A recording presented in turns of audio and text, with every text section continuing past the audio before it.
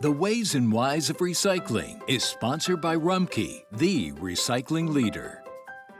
I'm Jeff Snyder, Director of Recycling at Rumpke Waste and Recycling. I'm often asked, what can be recycled? Or why can't I recycle this particular item? I'm here to answer that question for you.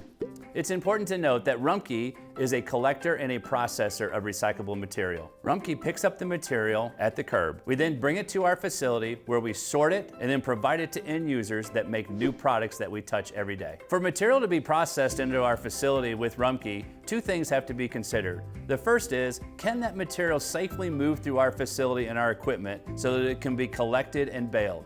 Secondly, we have to have multiple end users that can use that product to turn it back into a new product. If we can't do both of those things, then we can't process the material.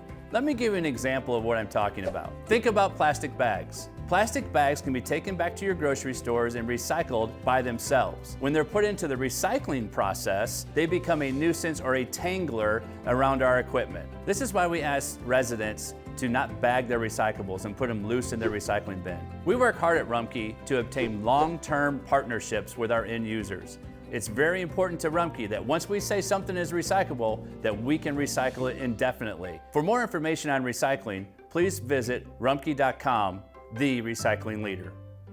The Ways and Whys of Recycling is sponsored by Rumpke, the recycling leader.